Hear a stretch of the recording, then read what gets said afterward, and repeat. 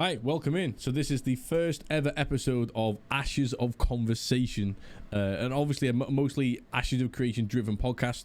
The name, which I was looking for quite a while, came from a user in the official Ashes of Creation Discord, Kalinor. So shout out to you. Appreciate you giving me that suggestion, man. I googled everywhere, I looked everywhere. I got Nick, one of my mates and my biggest mod, to search everywhere. We couldn't find anything to do with the title Ashes of Conversation, so that is the title for this podcast. A little bit about it. So we're going to go into episode 1 just after this little mini intro. Essentially, this podcast is open to absolutely everybody who has a half decent microphone. Even if you don't have a camera, that's fine. You can send me a DM anywhere, on like Twitter or on Discord or in my Twitch. Do you know what I mean? My Twitter's LiamH6892. My Twitch is just LiamH. My YouTube is AOCLiamH. If you go to discord.me/LiamH, you'll also get a link to my Discord as well. Right, so essentially it's open to absolutely everybody. If you're just like a viewer of content of the game, if you're one of the alpha testers, if you're one of the developers or somebody who works at the game, if you also want to get involved, just hit me up with some kind of a DM anywhere and we'll schedule it. I'm not going to schedule these for, like, for example, every Wednesday at 8 p.m. or every Friday at 9, simply because I work shifts, so I can't always be there at those times, and I'm not going to put a limit on how many podcasts there'll be. 1 a week, 2 a week, 1 a month, 2 a month, whatever, right? I'll do as many podcasts as there are guests available. So if you ever want to come on this show and just sort of have a, hour or two, whatever you want it to be, just like a general chit chat about the game, your opinions, your thoughts, all that kind of stuff, it is open for anybody who wants to get involved with that. Okay, so like I said, just hit me up and you can get involved. My first guest today is James Fenn. He's what I would call a LiamH simp. He absolutely loves me. He's one of my longest followers, subscribers on Twitch, moderator as well. Do you know what I mean? So he's gonna be my first guest on today. He's not in Alpha 1, but he does have Alpha 2 and onward access, so there's a bit of that. So this is more of a conversation with someone who has watched my streams, watched other people's streams, watched their YouTube content, done a bit of research about the game, and we're just gonna have like a general chit chat. I think this one lasts for around about an hour, 45 minutes, give or take, because we've already recorded it. I'm just doing the intro before we go in. So like I said, welcome to episode 1 of Ashes of Conversation. If you like any of this kind of stuff, wherever you're watching or listening to this, because it's going to be on multiple platforms, drop like a like or a subscribe or a follow, which, like I said, whichever platform you're on, and drop some comments in there as well if you want. I'll always check those out. And if you want to rate it as well on whatever service you want, if you want to give us 5 stars, it'd be nice. But if it's not 5 stars, tell me why. All right, that's also welcome. But yeah, welcome into episode 1, and let's get into it. We'll just have a fucking waffle on. I'm gonna sit back and chill, James. I'm gonna look at this. I'm all comfy and I just want to stuff. Oh, right, go on. Anyway, I'll tell you what, to kick off the conversation, you may as well, you said you had like one of those like kind of questions on like how did you say how the weekend went, or?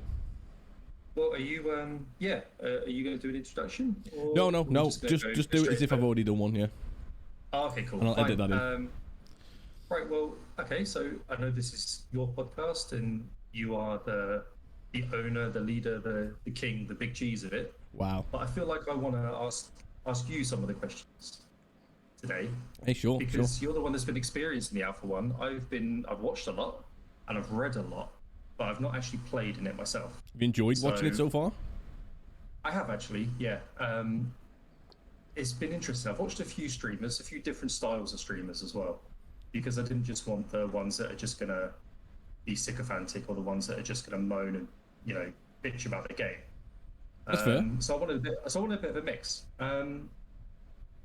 And yeah, it's been really enjoyable. The world mainly, just seeing how the world has been built so far, and the bit that they've shown it's really like I want to get involved. I want to just jump on a mount and just run around the world that they've currently shown us.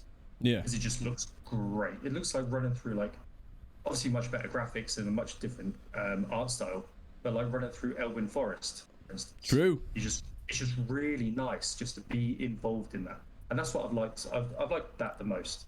I know it's a technical alpha and it's all about sorting out the server problems and sorting out network issues and all the technical stuff I don't understand. But just from a watching point of view, that's what I've liked the most, I think. I think it's mad as well. So like, as far as we're no other MMO has been like built on Unreal Engine, and Unreal Engine is what, you know, you see all these new games coming out these days, and they just look so good and so realistic, and so to have an MMO built on that kind of an engine is kind of weird. Do you know what I mean? Normally they're kind of built on, well, you've seen other MMOs much smaller. Like look at World of Warcraft. Like imagine if World of Warcraft was in Unreal Engine. I can't even imagine what that would look like. There's actually a couple of videos on YouTube actually about they've done what would like Stormwind look like if it was made in Unreal Engine and things, and it's really cool. I mean, I don't know how it would work, but yeah, it looks really good. You do say that though, but like New World is coming out, and we've got the beta starting next week, and that looks outrageously pretty. That looks so nice. Almost as nice as your camera. Sorry? Almost as nice as your camera. Oh, there we go. It's gone back to normal now. That's okay. It's good. Yeah. It's weird. It looks a lot better on. Oh wow! What on earth? It's gone back to normal. I don't know what's going on. It looks perfectly fine on my screen. It's really weird. But anyway, so New World. So maybe we've just got like a new coming now of MMOs where people want them to look almost realistic. I mean, possibly. I don't know. Yeah. Well, one thing I do know is like loads of people I see who stream World of Warcraft, they all complain that like when there's like a big event of like, especially player versus players, once you get like 50, 60, 70 people in a single area, even on that level of an engine, which like, you know, it's not as graphically as intense as the Ashes engine, they all complain that it's so laggy, it's awful, it's just not great.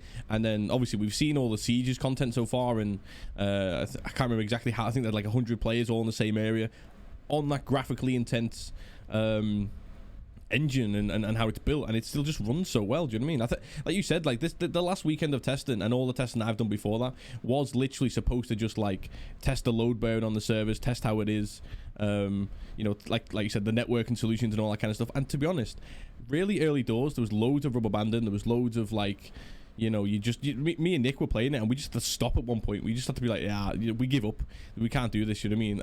And then we'd wait 20 minutes and then it'd be okay, or they'd do a server reboot and then it'd be okay. Whereas in this round of testing, no rubber banding whatsoever. When I first logged in, I was kind of floating above another character, couldn't move. You hit Control T, boom, you're out of Control T.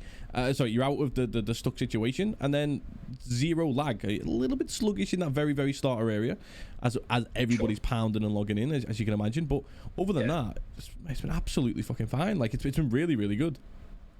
Well, one thing I've read a lot about actually from the people that have been involved in the under NDA testing, it's just how fast they fixed some of these issues. Yeah, true. I mean, I know their priorities, like the rubber banding and everything that I've heard about. I mean, that has to be fixed ASAP. Like it just does. Otherwise, people can't test, and what's the point? But the fact that they have managed to fix things successfully very quickly, I think is a good sign for how things are going to develop in the future, especially now that they're getting back into the office and they're hiring, what, 40 new staff, 50 new staff? Yeah. That's what they said last time, yeah. Yeah, so I mean that's what I know. I understand why people have got their reservations about a new MMO that's promising the world, that's charging $500 to participate in the alpha, which we know you get so much more than just buying into the game. But it's stuff like that that makes me feel confident that this is actually going to be fine. It's still going to take a while, obviously, because it's an MMO, it's a massive scale, but just things like that make me confident that this, you know, it's going to be fine in a couple of years' time. In fact, probably next year when the betas come out, I'm expecting a lot of it to be ready, and I'm expecting a lot of good things considering from what I've seen from this alpha, which obviously wasn't perfect, but you know, things are going in the right direction. I think it has actually surprised a lot of people just how decent the product is as of right now in the weekends, last weekend with the big streamers and I mean the smaller streamers as well. I think it's surprised a lot of people. Just one thing I heard from a few people was they were surprised about how much fun they had, like actual fun. True, yeah. Considering it's a technical alpha, it's not a content test. It's not there for people to have fun. It is there for people to test everything. And if you have some fun along the way, then, you know, that's a nice little bonus. And that's what I've heard quite a lot about, which is nice. And this does bring me on actually quite quite well to something I did want to ask. Yeah. Is that you have been testing under NDA for the last couple of months. So could you sort of tell me a bit about the changes that have happened in those few months, like improvements that have made, if there have been any changes in the content or the world or anything graphically, basically from your first day of logging in on the character creator to now the day that the month-long alpha drops? Yeah. Kind of what has been your experience and what's changed in that time?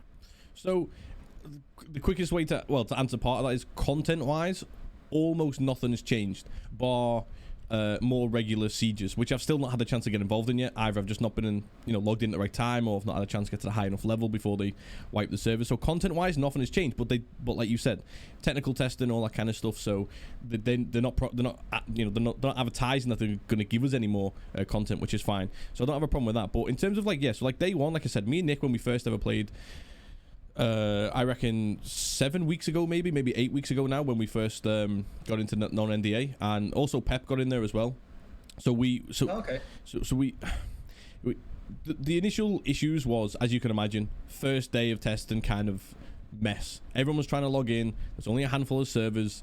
You either were just stuck in the login screen, or the play button wouldn't get you in, then you have to redo your launcher, all this kind of as you can imagine, initial problems, right? There's even MMOs now, like World of Warcraft, when they did the TBC update. I was watching Asmongold play it, and I think for the first 8 hours he managed to log in twice in 8 hours. Obviously got kicked out and they couldn't get back in. And that's World of Warcraft, that's Blizzard, that's now. That game is years old, fully developed, all that kind of stuff. So Ashes basically had the same problems, but they were fixed really, really quickly. And this is the best thing about it. So once you've got the one of the packages, which I want to speak about the $500 package in a bit as well, and the $250 package, I do want to speak about Sure. so many people are just like, what, you paid $500? No, we'll get into that. So essentially from day one it was a complete mess, but in the Ashes Creation official Discord, they unlock a bunch of channels to you once you link your accounts and you confirm you bought into the alpha and all that kind of stuff. So you get all this live information from all of the devs, Stephen himself, some of the community managers and all that kind of stuff, and they are just live chatting to everybody, because as you can imagine, people are trying to sort of test the game, but then also they're like, oh, what's going on, this is broke.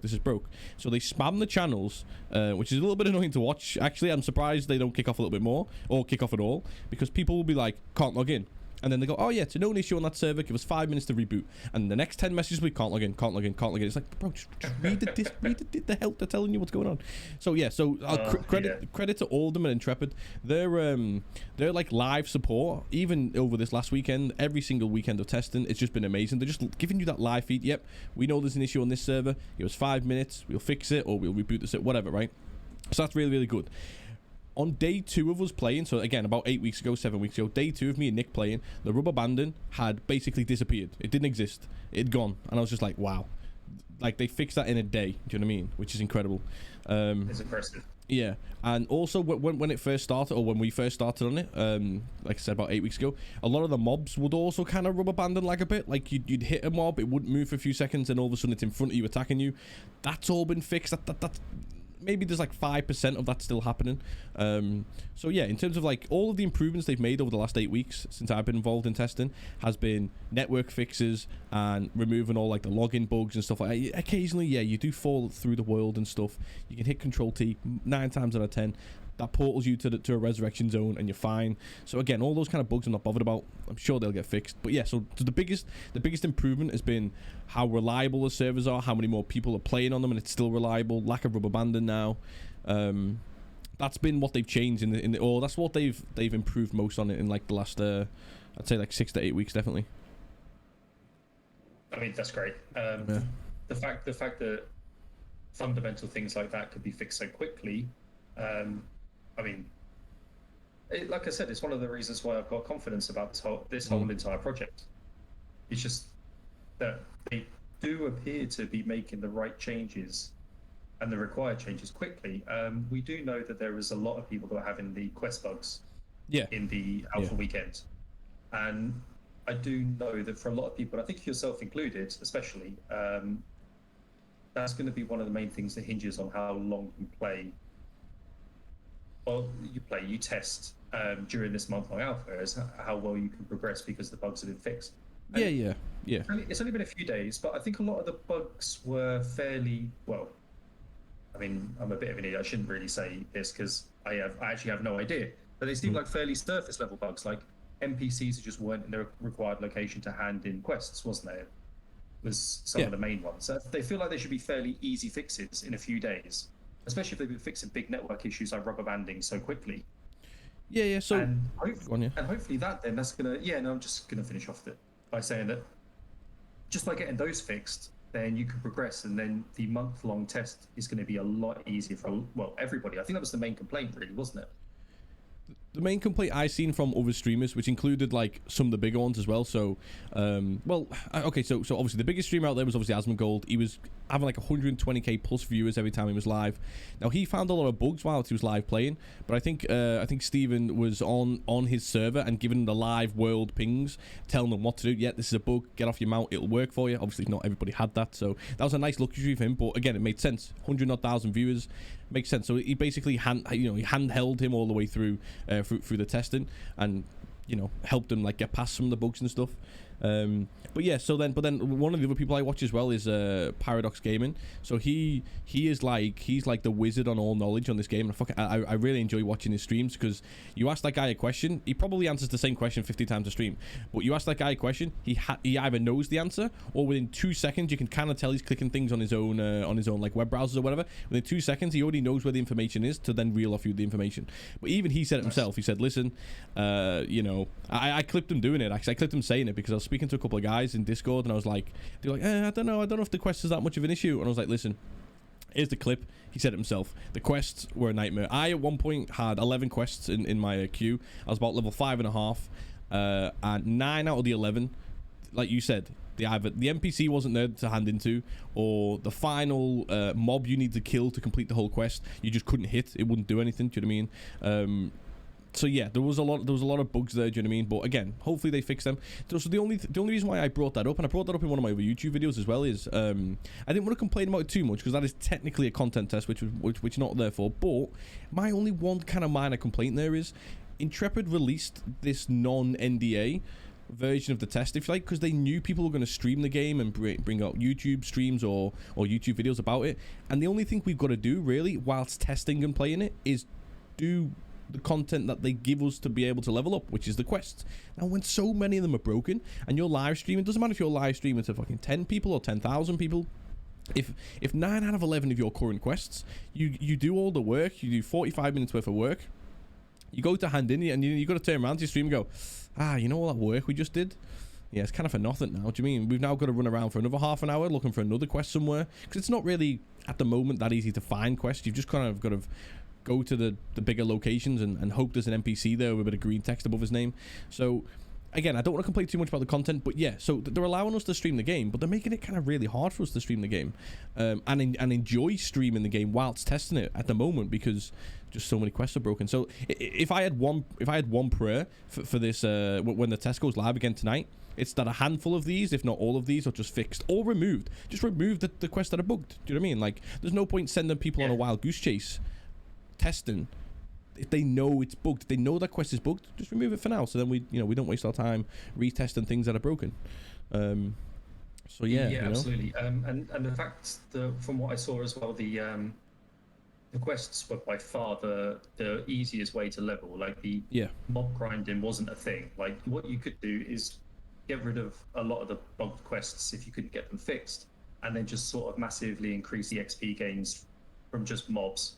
Because, like you say, you can get to level 5, but then you can't really progress further because you can't get any more quests. That means then you can't go up your levels, and you can't test the other abilities that come with the higher levels. Which, like, there was a couple of streamers I only saw, they never got above level 5, so I never saw, abilities after level 5 in any of the classes.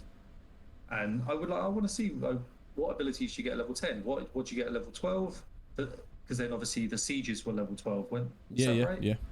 Yeah, so I'm sure that there are abilities that are unlocked sort of specifically around the siege time that might be a little bit more powerful. I'd quite like to see those as well. And you are right, it's not a content test, but there does still need to be ways for you to progress so that you can test the higher abilities and other things that you actually physically couldn't do. And if they just buff the XP rates for just mobs, if the quests aren't working, you could just grind mobs for an hour, go up a couple of levels, and everyone's happy. Yeah. So exactly what you said and what I said. I don't want to bash the content right now, but yeah, if they're going to allow people to stream it and to create YouTube videos or whatever, make it so it's like, so some people did get to like level 8, level 9. I didn't see too many people actually get that far until there's times when the devs and Steven will boost your characters to level 12. You run to a certain location at a certain time, they'll boost you to level 12 so you can go and join in the siege. I might have to go and do that because the things I've tried so far, I always get that level sort of 5 and 6 area, and then I've just like, you've then played it for whatever you played for, 8, 9, 10 hours, and you're just like, oh, there's so many things broken. But when you're streaming, if I'm not streaming, I don't mind. Like, I've tested the game, I don't even know how many hours now, 20, 30 hours, whatever it's been, in the past couple of weeks, and I don't mind running into these quests that are always broken off stream. I don't care, that's fine. Report them as a bug, move on. But when you're when the game is allowing you to live stream to people and you're constantly showing them the same broken quests, it's just, yeah, slightly frustrating. So like, that would be a good idea what you said, remove or from me as well. So in my opinion, if they can't fix those quests just now, just remove them from the game, up the XP that you get from mob killing. I'm sure they still need people mass mob killing for their tests as well, do you know what I mean? So then they can test like how fast the mobs come back and how they react when there's so many people just grinding mobs in an area. So that'll probably even be good for them as well. I would like them to do that, do you know what I mean? Definitely. Yeah, and the thing is, like that was just for a weekend, and a lot of people were getting kind of stuck on level 4, level 5, and can't really progress. But it was only for a weekend. Now they're releasing it for a month, and again, it's not a content test, but you need to have enough content to keep people engaged for maybe not the whole month, but you need 40 hours of content, 10 hours a week roughly. Yeah. I think that would be enough. You can't really do 6, 7, 8 hours of content and you're kind of done if it's going to be a month-long thing. They have to expect that some people are going to be wanting to almost grind it for a month. Yeah, test a little bit more. These are MMO players, like they, you know, and this is going to be a more hardcore, grindy kind of game. Well, maybe not grindy, but certainly more hardcore. There'll be a lot of a time sink involved into it. And that attracts those kind of players. They're going to be playing this alpha. You need to keep those people engaged for a month. So those quests need to be. I'm confident that the majority of them are going to be fixed, just for that reason alone. Just because you can't have people streaming it for a month, and then after 3 days there's just nothing, and they can't do anything apart from start a new character in a new class, and then do the same things again, get hard stuck, and then hope they come back and do it for the third class. Yeah, like, yes, it needs to be done. 100%, because like for streaming wise, yeah, for pure testing purposes, I understand what they do. So like I said, after every little testing period, like couple days, they wipe all your characters, and they do that so then you repeatedly go through these starting areas again and again and again. So then they've got all the data. Do you know what I mean? Okay, we've now had 15,000 players go through the starting area 15 times. And this one bug has happened X amount of thousands of times, so this is definitely a bug. This other bug that's been reported, only 2 people have ever reported it, so it's probably not really a bug. It's probably like, a factor from something else. So that's fine. I understand why they repeatedly do it, but in terms of like, yeah, streaming it for a month, I personally can't see myself streaming this for a month, mostly because now, so yeah, okay, so the testing is now open for a month, but it's not really open for a month. It's in that monthly period, which I've only just found out. They're only going to be opening it, for example, like Thursday to Sunday, specific days of each week. And then I asked them in the Discord as well. I got an instant reply, which again is just fucking incredible. I was like, so you basically got 4 or 5 different patches of several days worth of testing this month. Are you going to be wiping these characters every single time? Because I like you said, I want to test the content. Level 7, level 8, level 9, level 10 content, which I've not really had a chance to play yet, because every time I get close they wipe the characters and stuff. And they went, no, basically if there's a patch after each sort of mini handful of days that you can test it, then yeah, there'll be a wipe. So I mean, I don't know, there are people out there who can get to level 8, 10, 12, 13, because I think the max is 15 at the minute. There are people who can get there, but they've been people who, whilst testing, have had a chance to find out what the content is after the broken quest. Right now, like I said, I got to level 5 or 6, and then all my quests I can't do. I just don't right now know exactly where to go to find the new quests, which then will get me to the levels that they've got to, so I can go and test further. I feel like I've tested that starting area now like 15 times. I know which quests are broke. I know which mobs are broke. I know which quests to not even bother going to do anymore unless they obviously fix them. So yeah, I would just, like I said, it's not a content test, but I would just like them to fix the quests, or like you said, up the XP from the mobs, so then we have a chance to go past level 5 and 6, and then go test the other areas. You know what I mean? Like I want to go test the big dragon up north. You know what I mean? I've not had a chance yet. Yeah, for sure. I think you'll get a chance to do that. Might not be at the start, but I think you'll still be able to at least find some random EU guilds and join up with one, and then go and fight one of the mini bosses or the raid boss or something. Yeah. I mean, at least if you can get 40, 50 people together and zerg it down or something, at the very least, you might be able to find out that. So we've talked about, like, you know, the buggy quests and some of the bits that sort of weren't great about the non-NDA weekend. Yeah. But what was your favorite bit? What did you like really enjoy about that particular NDA weekend? What about the game or the testing was actually something that made you want to come back and keep doing it? Yeah, I'll start. I'll just let you know as well. Your camera's gone crazy again, which is quite funny. Your audio's absolutely fine. It's just your camera. Oh, there you go. Really back to normal. Yes, there you go. Okay, so what did I enjoy about the weekend? I enjoyed finally being able to get to show people in my stream. Finally get to show people in the stream what the game looks like. So because you don't have access, right, to alpha, right? That's right. So, alpha 2. So alpha 2. Hopefully, hoping for, like, if this goes well, I'm hoping for October. October, yeah. No, fair. Yeah, that's your expectation. Fine. I have no idea myself when Alpha 2's out. Hopefully, but who knows? So yeah, so there's yourself, and then there's like Pep and Nick. They're like the kind of hardcore people who I know in my community in Discord, who are like, yeah, 100%. We are gonna be like definitely playing this game when it comes out. We're going to put money into it, or already have put money into it. There's several other people in my Discord and in my Twitch and stuff like that, and on my YouTube, who were like, oh yeah, we're also going to give it a try, but later on, we'll see how it goes. So I was finally buzzing to show people what I've been testing and my chance to play it. Do you know what I mean? Because there's so many people going, bro, this Ashes of Creation game, you've been banging about this game since 2017, 2018 on your stream. Where is it? What's going on? Why does the game take so long? I don't understand. Like, is this real? And then you've got all those YouTube videos out there in the MMO sort of genre, where they're just bashing all of these Kickstarter MMOs that are either scams or look like scams or whatever. And then there's so many people coming into my channel going, bro, did you put $500 into this game? Is it a scam? Where is the game? What's going on? Now, finally, I've had a whole weekend to show people that it's a real game. Granted, it's early access alpha, but it's a real game and it works. It looks amazing, and we'll find out if it's a good game. I don't know. I might get to release in 2.5 years, and I might not like the game because of the mechanics or the hardcoreness of the MMO. I don't know. I might not like it myself, but like, so far, and all of the predetermined things that the devs have said they want to aim for and all this kind of stuff, I like the idea of. So we just kind of got to wait. But yeah, that's the biggest thing I enjoyed. I enjoyed just being able to show people that's a real game and it's not a scam, and it's you know, it's not one of those, because there's so many out there at the minute. Do you know what I mean? There really is. I think that's still going to be a battle for a while. That battle's it's not over yet. There's still going to be plenty of people out there that have got, like you say, they've got their preconceived notions, and that's kind of it. But that is also just the internet as a whole. So yeah. I mean, you can give people all the information, and then you can show them, and if they still don't want to know, then, well, fuck them. It's not for them. Then go away. Yeah. Whilst we're on that one though, I do want to mention this, like the $500 package, $250 package kind of thing. Yeah, good idea. Yeah. I really want to mention it because, I mean, listen, I've seen so many streams. I felt sorry for Paradox Gaming. I hope I get a chance to actually interact with this guy one day, because he seems like a really decent guy, and he's clever as anything when it comes to the game.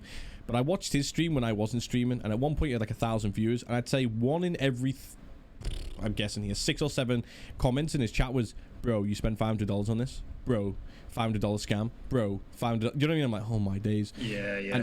And he battered everybody away, and he gave them the information, which is absolutely fine. But just for anybody who comes across this podcast or is watching in the Twitch at the minute, okay, yeah. So, for example, me, have I paid $500? Yes. I put $250 in August 2020, and I put $250 in whatever it was, February or March, when they upgraded and allowed the $500 package. The first thing is, is Intrepid Studios, who obviously runs Ashes Creation, if anyone doesn't know, are they charging $500 so you can alpha test their game? Bearing in mind, testers is a vocation, if you like, where, you know, if that's your job, you get paid to test the game. Never mind, pay them to test the game, right?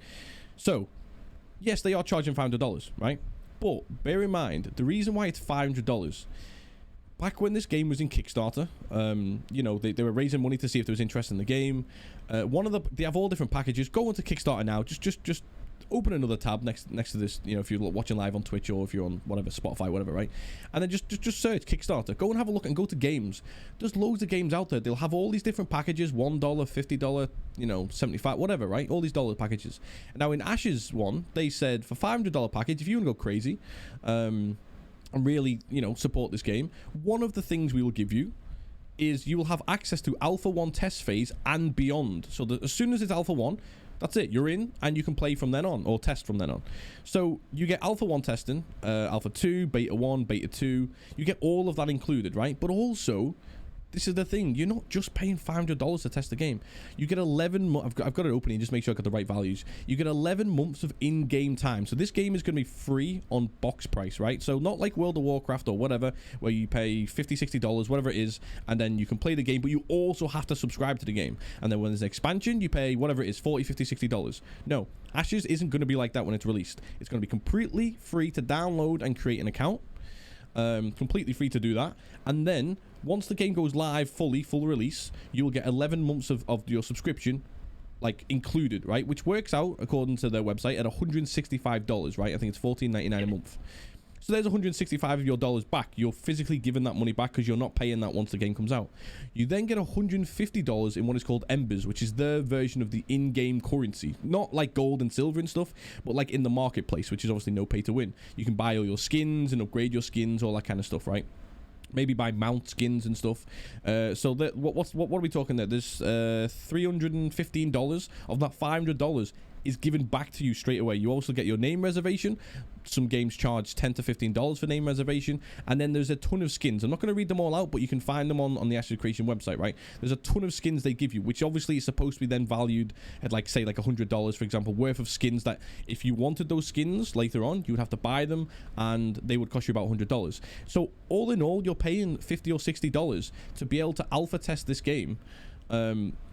2 to 3 years before it's released, which gives you so many more advantages, especially if you're a content creator of any size. If you've got 10 viewers, 10,000 viewers, you know, it's an advantage. I now get to show off this game and to my community, so I can hopefully over the next couple of years build up on that, and then I've got more of a community and a viewer base for when the game comes out for $50. Why would you not do that? Do you know what I mean?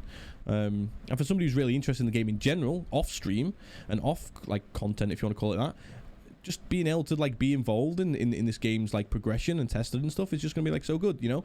In 10 years time, if this game is still going and everyone's loving it, I can sit there and be like, yeah bro, I helped alpha test this game, you know. I helped make sure there was less bugs, you know, and all that kind of stuff. So yeah, so for the 500, and obviously then you've got James's $250 package, for example, which is basically exactly the same as that, but you know, a couple months less here and there, but then and he gets access to Alpha 2 and onwards, you know what I mean? So you get most of this $500 back. Last time I'm ever going to say it, hopefully, you do not pay $500 to Intrepid Studios, so they give you access to Alpha 1. That's just a bonus.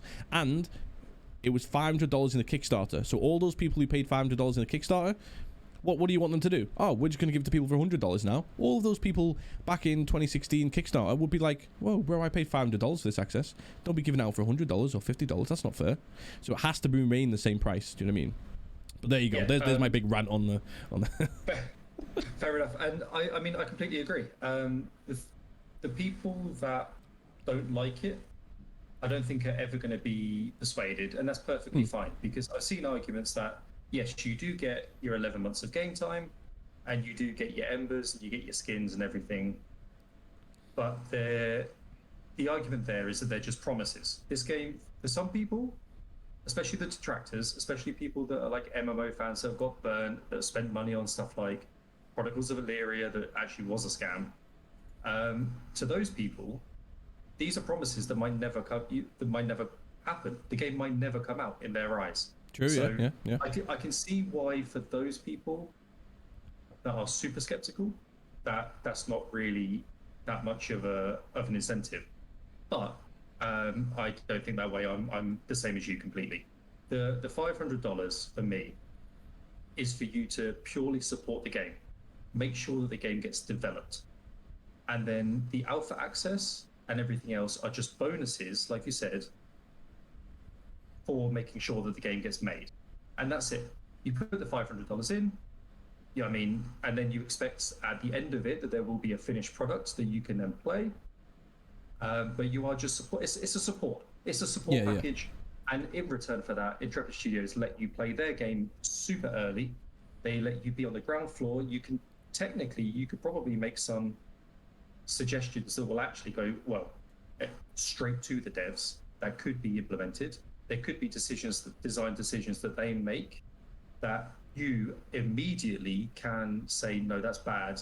This is why, or this would be better. That you can't do when the game comes out, or you can do, but like a lot of things are already set in stone by the time a game comes out. Yeah. So that's part of it. I think this whole $500 thing to bet alpha access is such a red herring and it's such nonsense. And I think you've explained really well why it's nonsense. But at the same time, you don't want to do it, don't pay it. I mean, Stephen himself has said multiple times on multiple shows, just don't pay it. Yeah.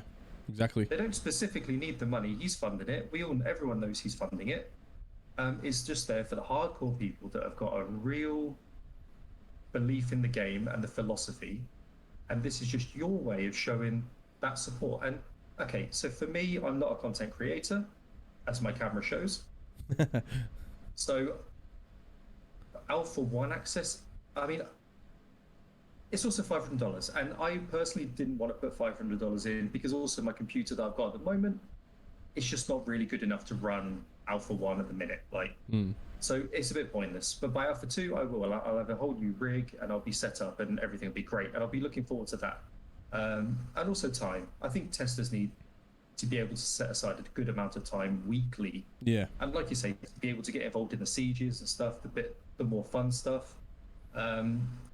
My job at the moment, as well as some studying and other things, I just don't really have that flexible time to do that.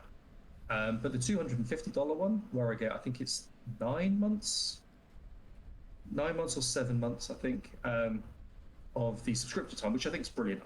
That's my favorite part of this whole thing, actually, is that when the game comes out, I can play it for 9 months for free. Yep. And that's the main reason why I bought in. Alpha 2 is going to be fun. There's going to be a whole new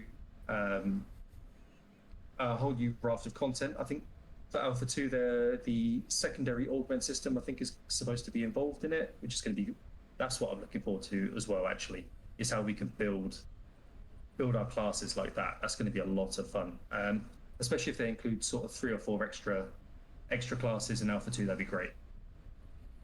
True, yeah, true. So they're supposed to be bringing out, from what I've heard as well, like the Ranger class, which oh man, I cannot wait, because I'm playing Lord of the Rings online at the minute. They brought out like a if you like a WoW Classic server version. It's not quite 100% classic, but it's you can only play the base expansion. So it's been really, really good. And I've gone back to playing the Hunter, like the version of the Ranger. Absolutely loving it, going around like, you know, pretend I'm like Legolas kind of thing. Do you know what I mean? So I like the idea of being able to play a Ranger. I think the Mage is really, really good as well. Tank, I'm not really bothered about so far in Ashes, and the Cleric is actually pretty decent. Tank, I don't feel like I'm tanking, probably because there's no skills at the minute to actually pull the enemies to you, take all the aggro and stuff, so you don't really feel like a tank at the moment. You just feel like you're a melee class. So in testing, I'm probably not going to play any more tank until things get changed. Cleric, I'll absolutely play Cleric, it's fine. Mage is an absolutely overpowered beast. It's so fun to play, just go around just zapping you wand at everybody. It's so good. Now the Ranger class is supposed to come out, well, hopefully later on today. Fingers crossed it does. If so, I'm going to be straight on that. If not, I'll probably test Cleric a bit more or whatever. So yeah, the classes, I can't wait till these come out. Do you know what I mean? I really can't. But exactly, yeah. And actually, one of the combined classes is called Strider. Do you know what I mean? Bro, yeah. I'm on that. I want to play this. Do you know what I mean? You're calling your class Strider for a Lord of the Rings fan here. Do you know what I mean? Like, I'm all about this. Do you know what I mean? I cannot wait. It's perfect as well. It's perfect. It's the Ranger fighter. Ranger, yeah, exactly. Do you know what I mean? So perfect. I'm all over that. I'm all over that. Do you know what I mean? So yeah, so the classes and stuff will be good. Like you were saying as well about getting your new PC for this game and stuff. That is one thing I've seen so many people in streams say. Oh, I've got a 1060 GPU. Can I play this game? Oh, I've got a 1080. Or I've got a 2070 Super, whatever. Right. So okay. So if you're really like personally thinking you're gonna play this game, like anybody out there, and this game, I don't think it's going to be released for maybe 2 years, maybe a little bit longer. I'm not too sure, but if I had to guesstimate right now off my own personal opinions, not off any factual evidence out there, because there's not a lot, I would guesstimate late 2023 this game will probably come out. So if you were to buy and build a brand new PC now, fair play, if you get top end stuff like 3080s, 3090s, all that kind of stuff, then yeah, your PC will still be able to run this game at ultra absolutely fine in 2.5 years time or 2 years time, not a problem. But what I would say is, if that's the only game you're planning on building your PC for, just wait until like a month or two before the game comes out and then build your brand new PC. Do you know what I mean? So that, I get that, but yeah. I also want to play New World.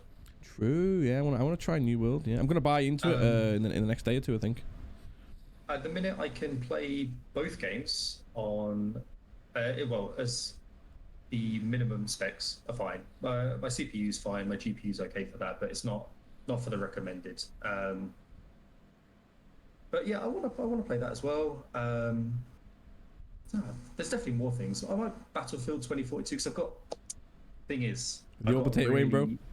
I've got a really sexy widescreen 1440p 144 hertz monitor. Ooh, good son. And I got it for work, obviously. But, yeah, standard. But there are some things. Odds checker website, yeah, is that what you need it for? You need the odds checker website? Oh yeah. Exactly. So no, I'm going to play other things. I'm probably going to get a pre-built. I think I'll be able to get 3070 here for. I was looking at the other day, about 1,500 quid pre-built. Nice, yeah, okay. I can get one with the 3060 Ti. Ryzen 5 5600X for I think it's about £1,350. Okay. I think that's fine. That's not overpriced as far as I'm aware. I mean, it might be a bit overpriced, but it's not like buying the parts separately nowadays. No, true. Like I said, how I got this PC was exactly the same. I wanted to build it all myself, but you couldn't at the time, like back in March, you couldn't individually buy all of the, all the components. So I just went to a website, picked all the components I wanted, and luckily I only had to wait about 2 weeks. But so by the time like the by the time that the game comes out, do you know what I mean? One thing I would say about how it runs right now, so in those little mini starting areas where there is a couple hundred people running around, yeah, you do drop down to like 30 FPS. So I play on like you use similar 1440p monitor, and I click on all the ultra settings in the game so far, which by the way, this game nowhere near optimized. Give it another 2 years of development optimization, I can only imagine how good it's going to run, because in these starting areas, yeah, 30 FPS, it's awful. It feels like you're running through sand. The second you get away from these little mini starting areas, you go into the open fields, the open dungeons, the mountains and the plains and fields and stuff, I'm hitting minimum 90 FPS and then maximum 110, 120. And it's like, wow. Imagine what you could be getting in another 2 years' time before the game's released and it's all fully optimized. Like, it runs so well. I don't even care that I get 30 FPS in the mini towns. After that, bro, there's some games that have been out for years that I can't get 110 FPS out of. I don't think the game gives you 110 FPS, but this already does, just running around the fields and stuff. Do you know what I mean? It's actually pretty impressive how it runs so far. In one of the main hubs in Final Fantasy 14 that I've been playing as well a bit recently, and like everybody else has been, obviously. Yeah. That still lags like shit in one of the main towns, in where there's a big congregation of people, and there's a lot of spell effects and sparkles and stuff. But yeah, that's what I've been liking from what I've seen about Ashes so far as well.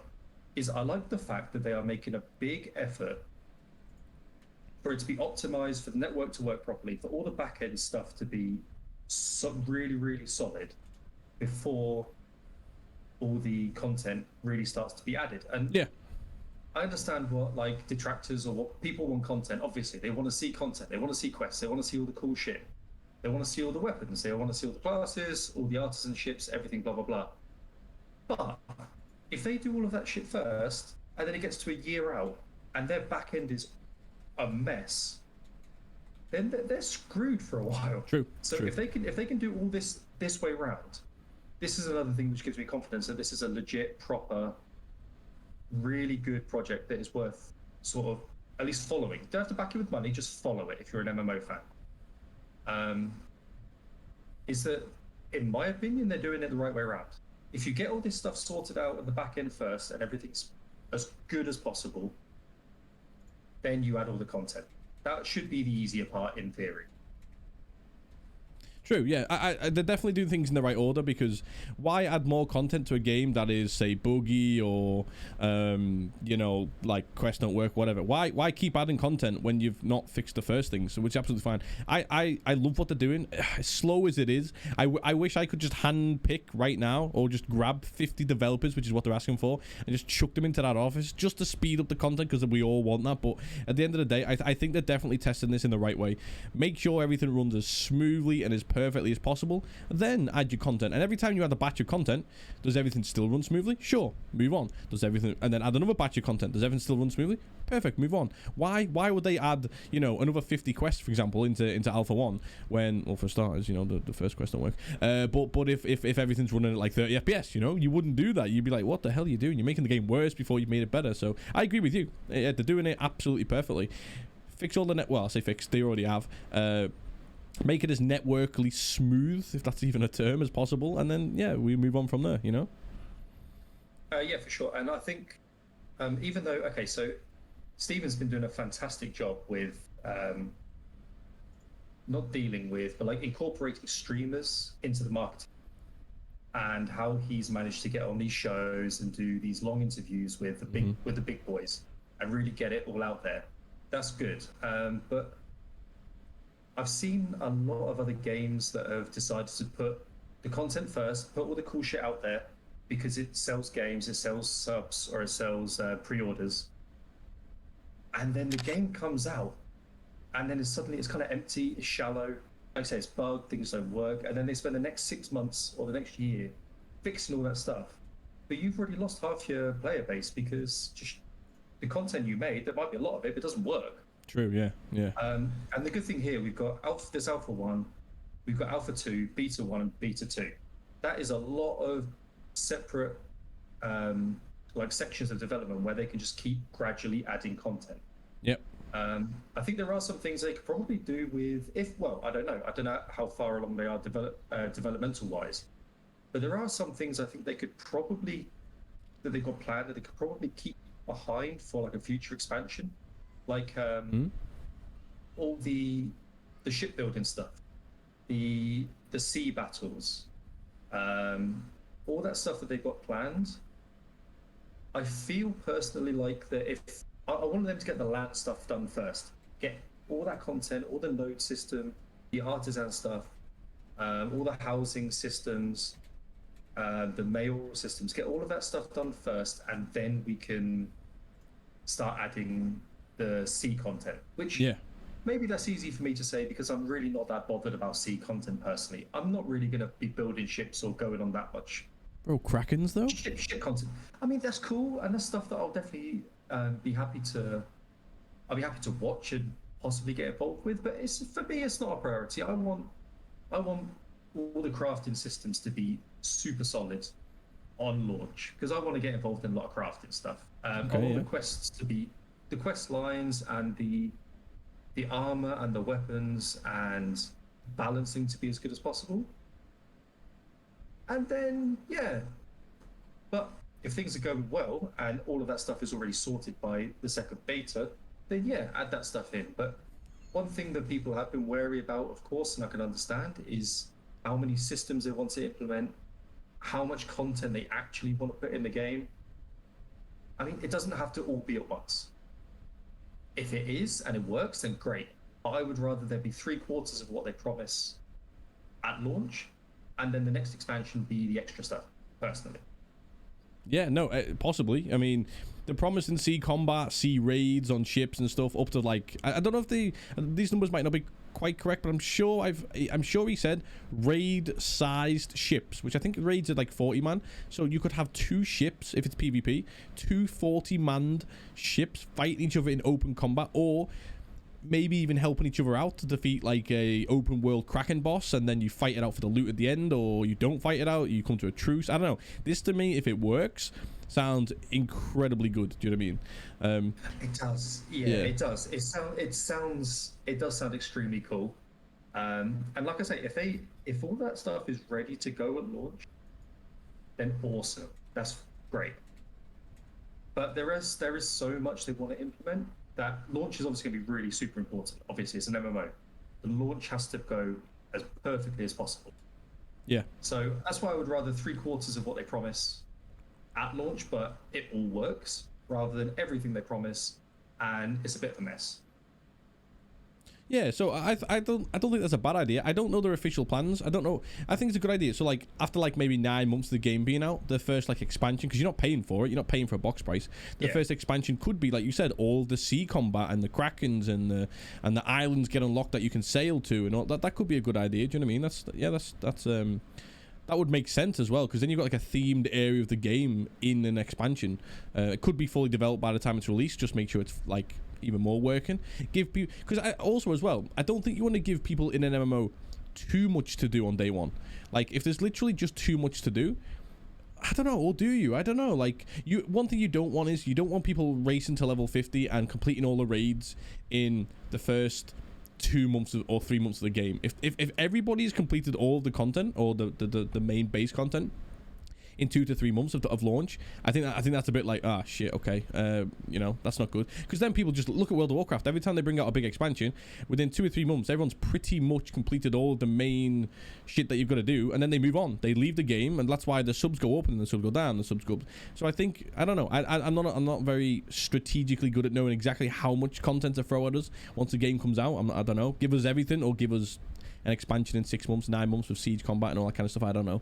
Sorry, not siege combat, sea combat, do you know what I mean? But maybe. Hey, one thing I wanted to say though, James, because you mentioned it before about obviously like Stephen Truth getting involved with like a bunch of streamers and stuff. I spoke about this on a different podcast I was on a couple of weeks ago. I genuinely think, I don't know if it's Stephen literally deciding to do this himself, or if somebody else in marketing is giving him a little nudge in that, but I think he is a marketing genius, right? He said several times recently, as of right now, they haven't spent a penny on marketing. They've not bought any ads anywhere. They've not been to any, obviously, well, nobody's been to any conventions recently, but they've not been to any conventions with big stalls set up advertising the game. Do you know what I mean? Like if you watch any kind of Twitch advert, YouTube advert, or if you're watching another game, esports advert, there's no advertising for Ashes of Creation whatsoever. Yet everybody who plays an MMO, I think, knows and has heard of Ashes of Creation. All of everything, this game has been marketed completely for free. Him giving up a couple of hours of his time a month to jump on a couple. He's been with like Tim the Tapman, Summer. He's been with Asmongold twice, I think. Do you know what I mean? He's been on several different Ashes of Creation podcasts. They bring out their own live stream where he's on it every month. He's not spent a physical penny on marketing. Yeah, I reckon a couple of million people. I think he already said he might have 3 million people signed up on. I don't know if that's an exact figure, but I'm sure I've heard him say 3 million people have an account on the Ashes of Creation website. Do you know what I mean? Which is free. You know, you can create that for free. But and all of this is free. He's not even advertised the game yet. Do you know what I mean? Like in a conventional way, which I think is crazy. I don't think he needs to market it in a conventional way. I think he's absolutely nailed the year 2020, 2021 marketing. Like you said, why put up traditional advertising when you can speak to Asmongold in front of 120,000 people? Exactly. I mean, it's fantastic. I mean, the MMO genre has got a fairly stable. It's fairly niche, but it's also quite large population at the same time. Yeah. But you said word spreads really quickly, and it spreads really far. And MMO people, they just love to theory craft everything, and they love to just bring everything down to the minutest detail. And I also think that he's correct when he says, and like Asmongold says, and like a couple of like Stay Safe says, and that there are a lot of people that are just now looking for another MMO. I mean, we can see this with the way that Final Fantasy 14 has exploded. Yeah. Um, people want another MMO to just dive into head first, and that's what they're doing with Final Fantasy 14. Now, that's not going to last forever. New World is going to be coming out. It's a different kind of MMO, but I personally am looking forward to what they're offering, and I think a lot of other people are going to be looking forward to that as well. And again, I mean, do we know what kind of marketing New World has been doing? I mean, I haven't seen any creative director or any devs doing any podcasts or anything that I've seen, or any shows. But that feels like a game that is just basically the marketing is, oh, this is made by Amazon. Pretty much, yeah. Which, I mean, is fine, but again, it's not going to be like a God of War when it comes out, or a Last of Us when it comes out. That does have mass market appeal for everybody, basically. So you can advertise that on TV, or the more traditional ways. Whereas an MMO, like you say, you don't need to. You just need to get you need to get your face out there on a few of the big names, get on some streams, and then just let people talk. And Christ, if they talk. True. I'm guilty of it myself. Of course, and it's great. I mean, everyone's excited. I mean, I think it's the best kind of talk that's what's happened with Ashes, and I think because it is such a big sandbox and a big idea, and it is still very fresh and very new, and a lot of the content isn't. I mean, it's a concept. The content doesn't exist yet. A lot of it. Yeah. That people do feel like there is almost like a connection, that they actually feel like that their ideas and their, like, go onto the forums, I would imagine it's the same in the Discord, that people actually feel like their ideas are actually being heard and are things that could potentially be implemented in a game. And that's kind of unprecedented. I mean, you don't really get that at the moment. And I think that's a big part of it. I think Intrepid do require a lot of credit for that as well. 100%. And like you were saying about numbers and stuff of like how many MMO players are out there. So like I'm just on a website at the minute, like mmopopulation.com. I'm not going to take total players because that could be people who have like 8 accounts, you know, whatever. So that'll do. But in terms of like active players right now, according to this website, you've got like World of Warcraft's got 3.2 million, Final Fantasy, like you said, 2.3 million, RuneScape 2 million, World of Warcraft Classic 1.1 million, and then everybody else is like 900,000, 900. There's literally tens of millions of players here. Probably like, I don't know, if I have to roughly work out this entire website, you're probably looking at like 15 million players maybe of MMOs. Tens of millions probably before. You probably got about 15 million players here actively playing MMOs. Like, and I reckon every single one of them would love to start fresh in a brand new MMO that is actually good. Do you know what I mean? Like, I don't want to go and jump into World of Warcraft now, or Final Fantasy, or RuneScape, because you're years and years and years behind everybody else. Whereas Ashes and on New World as well, they're going to be brand new, and you can jump in from day one, and you're technically as good as everybody else. You know? Yeah, I mean I mean, it's been said a lot, and it's really true that there's not a lot like a brand new launch of an MMO. I mean, we also saw it with day one of Classic WoW as well, and that came out. There was such a huge interest of, apart from the nostalgia, but everything's fresh, everything's new, everyone's going to jump in at the same time, and you can build the world in real time. And that, I think, is one of the major draws for Ashes as well, considering the concept of Ashes as well. That's a major draw of it. You are going to be building the world by the node system, which I think is still the most innovative and the best idea that I've heard in gaming for quite some time, if it works. Yeah. And I think it will. But also just because, well, actually, thinking about it, because of the way the node system works, if it's not quite like WoW, where if you're not in on day one, you're behind. You are going to be behind because it takes a long time to level, but the siege system and everything is going to be fine. They've always said that having lower levels in there are going to be very helpful for certain things, like manning siege weapons, healing, etc., stuff like that. But also, even if you've missed a node growing at the beginning and you join the game a year later, there are going to be nodes crashing and rebuilding and restarting all the time. Yep. So even if you start late, you're not behind. I think that's going to be something that's really good for bringing new players into the game as the game continues to progress. No, absolutely. And I mentioned this a little while ago. So on the Golden Feather podcast I was on, I think last June, I think it was, one of the things they said to me is like, one of the questions they asked was basically that, like, what are you most excited about and stuff. And then I said, well, imagine this, right? Imagine after 6-9 months before the expansion's out, you played the game on your server and you smashed all the content. You're a crazy man who plays 10-12 hours a day, if not more. You've done everything. You completed everything. You got the highest, you got the best gear and all this kind of stuff. What do you do now? Re-roll a new character? Okay, fine. But when you re-roll a new character on every single other MMO, you have to go through the same starting area, then the next area for level 10s to 15, 10 to 15, then the next area for level 15s to 20s, then it's the exact same areas.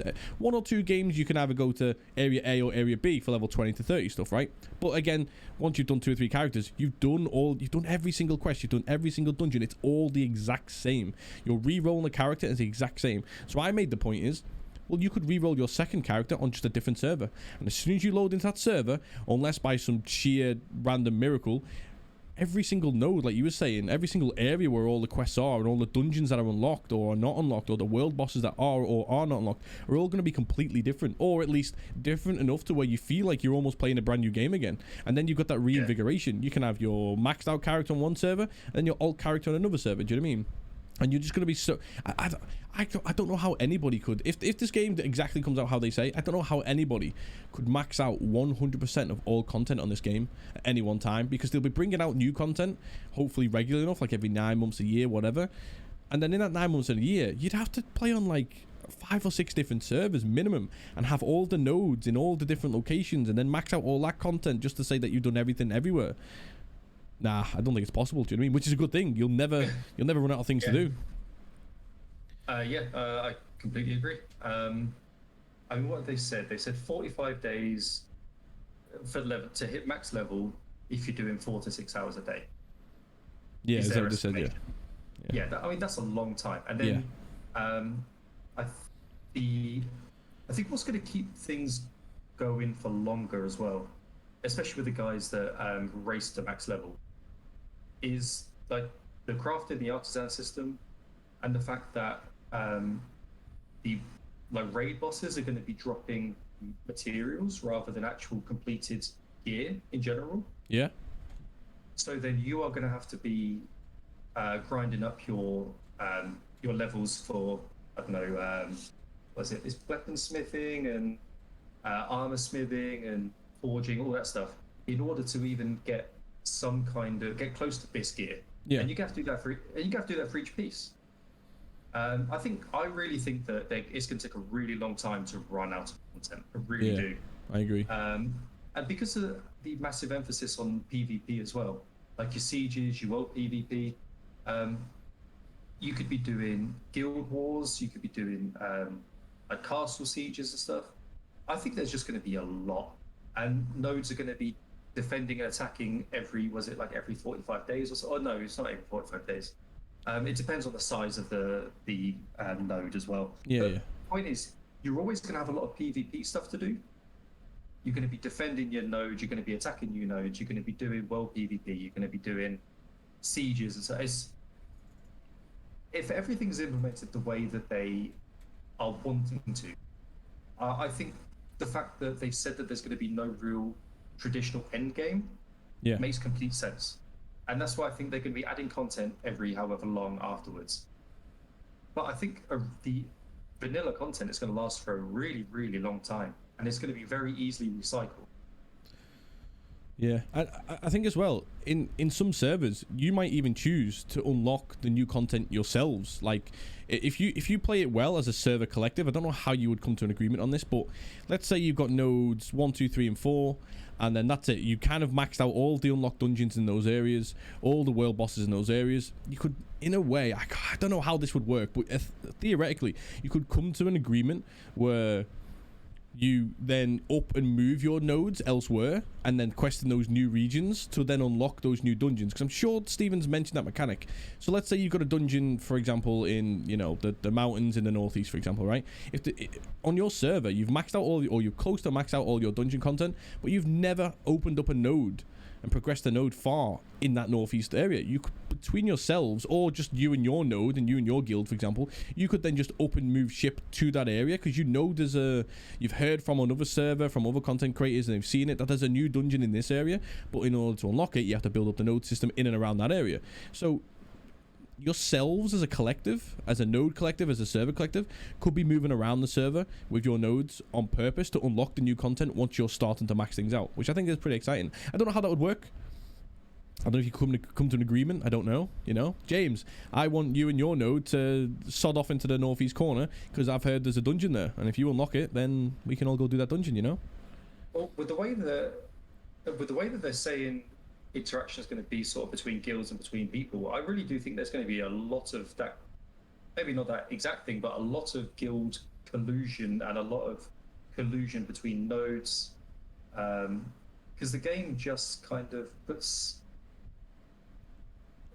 lays the foundation for that kind of thing, like with the mayoral system and with nodes and the zones of influence, and you thinking, well, you know, you're in a node, you're a citizen of a node and in a guild, but it can't possibly be a metropolis because you got the one close by, and so you kind of need to get them out. You could pay them out, you could do the sieges and get rid of them. I think there's going to be a lot of backhanded stuff and a lot of brown envelopes and a lot of bribery and that kind of thing. And I think that's one thing as well that I think is going to keep the more hardcore players happy longer, is because you can have games that leave the systems to the players and you kind of let the players go. It's not on rails, it's not a theme park, it does what it wants. It basically just leaves the people to do what they want, assuming that the mechanics are there. Yeah. And I think this is going to be the kind of thing where the more hardcore people are going to learn the mechanics and then are going to use them to create their own content at the end game, quote unquote. And that's a good thing. That's going to make the longevity great, in my opinion. And actually, this is something I want to say. So say the game comes out 2 years time, 2 years today. The game is launch day. Okay. You're sat there, wait on the client, waiting to click enter world. What's your first hour look like? Oh. Well, okay. Assuming you get in, there's no crashes, everything works well, blah blah blah. What is your first hour? Wow. So, okay, so this may change in the next 2 years based on, like, because obviously once we get to test more content, there might be something else I decide to pick up and do. But I essentially, if I find a really, really good looking area of the map that I would love to build up the node system in that area, like out in the mountains somewhere, or, you know, out near the sea or whatever, I want to race to that node area, hopefully get there without being ganked by other players or mobs of a high level, and then take a handful of people. Hopefully I'm in a guild, or I'm with a guild or whatever. We get 10 or 15 of us, for example, and we all just launch to that area, and then boom, we start questing that area and we start building up that node in this like cool looking place, rather than one of the little starting areas where it's all really close to the starting area. None of that stuff. Sprint as far as you can into the background, this really good looking place, and start building up there. Do you know what I mean? Start the adventure in that new area, do you know what I mean, which we've not had the chance to play. That I would love to see. But what about you? I actually think that's a fantastic idea. I'm pretty sure that I'll be there with you, sprinting towards the sea. Or actually, do you know what? I actually prefer the mountains and the forests to the sea at the moment. But you are right. I mean, I think I'd like to try and sprint to, I don't know what kind of node yet. I don't really fancy the militaristic one. Maybe the scientific node. Or the economical one. Actually, no, I kind of like the economical one, because I want to do some trading. I want to do a lot of crafting and the artisanship stuff. That would make sense for you, yeah. So I do kind of want to do that. I want a freehold just outside of an economic node is my end game. That sounds good. I think scientific nodes will be very not OP, but very sought after, because they then have, if they're maxed out and stuff, a metropolis, they're the ones who then get not the teleporting, but kind of like the air kind of ships that will go around and give you some kind of like air travel, you know, a bit like on World of Warcraft where you jump on those ships and then they just auto NPC sail you to the next land and stuff. A little bit like that maybe. And because this game doesn't have fast travel or portals of those kinds that we know of, no portals like mages or whatever, I think fast traveling around the maps for when world bosses unlock or dungeons unlock for that day or whatever, I think that could be quite advantageous. I don't know which one I want to be a part of yet. If I really get involved in PvP, obviously military, I want to go in there. I want to try and become the mayor if I can win on PvP, but with my potato aim, probably not. We'll see. But yeah, you know, I think it's a good idea.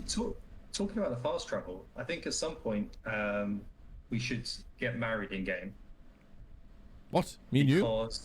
Yeah. Because then okay. you get the family summons.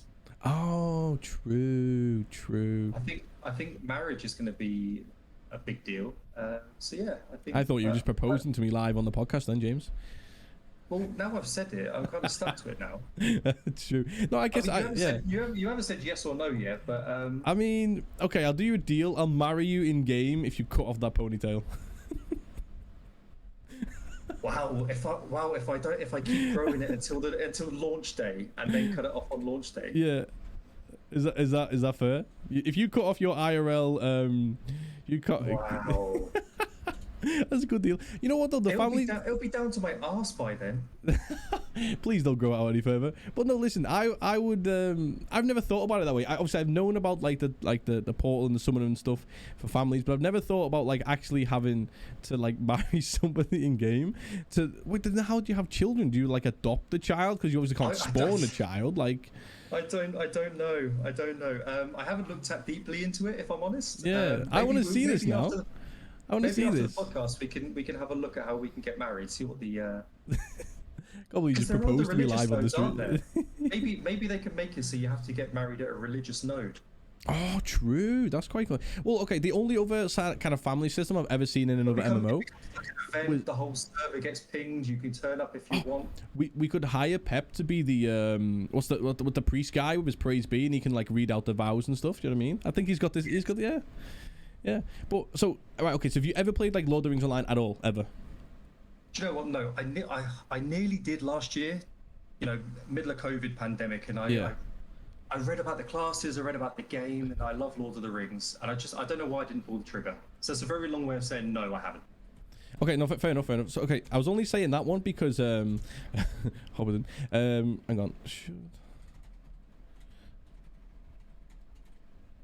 Okay, 2 seconds. I'm running a quick poll on my stream.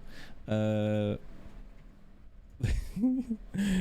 just nearly mistyped. Okay, right.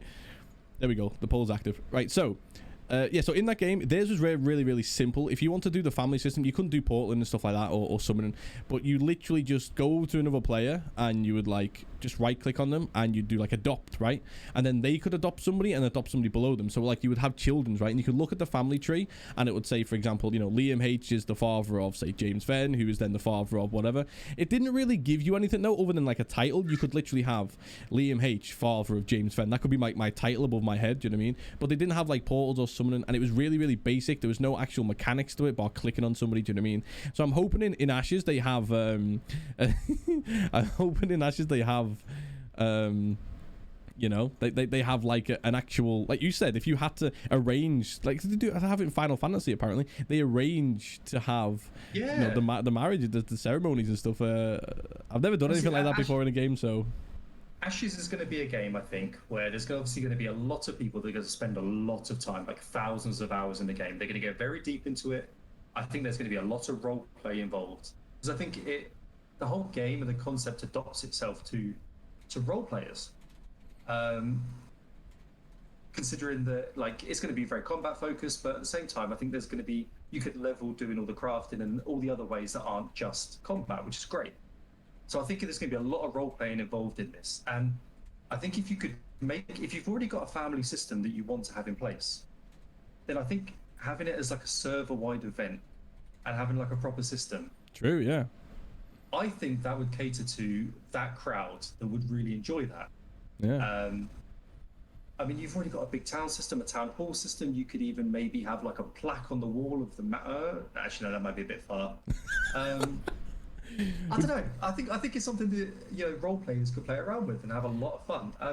I'm not particularly a role player myself, but I think mechanics that do encourage that, like in Final Fantasy, there are a lot of role players. There are a lot of mechanics with like the transmog system and the brothel system. that is unofficial. But okay, wait, what? Tell me more. Exists. What? Well, I've seen some videos. That's all. You know, I've never. Yeah, I've never been in there myself. Okay. But just from what I've heard, you know, friend of a friend kind of stuff. And I think Ashes could easily adopt similar systems. Say it. You want Ashes creating a brothel system? What is this? Do you know what? They don't even have to implement one themselves. People are going to have freeholds, right? And they're going to have instance apartments. They're going to exist. Okay. But I also just think things that just promote sort of more server-wide events or even node-wide events, I think is a good thing, just in general. Like it is. And that's one way I think that it just could be fun, you know? God damn it, James. I've never heard of a brothel system in a... Okay. I don't know. Well, what about like... Well, I mean, like, was it Goldshire? The Goldshire Inn? That's... It turned into that in RP servers in WoW, yeah. True. Yeah, it did. You're right. People love it, you know? Just embrace it. Bit of erp, okay. It's just not what I expected, really. That's end game for a lot of people, you know? Okay. No, fair, you know, I suppose. I'm pretty sure a few of the guys that are in your stream usually would get involved. Like maybe Ashboy would probably be involved in my regulars. This is what you've opened up now, though. So many of my regulars don't even like my old time regulars, right? Who have followed me and watched me play all different kinds of games over the years, right? None of these kind of guys quite a few of these guys aren't really that interested in MMOs. They probably would give it a go if they see me streaming it for a while. Exactly. I'm trying not to reach out right now. But, however, if they now find out that they could get married to me in game, James, you're gonna have competition between you, Ashboy. You know, we got Miller in there, we got Innuendo, we got Nick. These guys are gonna want to marry me. I mean, what do we do? Do we have like a battle royale duel to see who gets to marry me? Well, this could mirror the mayoral system really well, because if we're all in a guild in a military node, then yes, we could have a battle royale.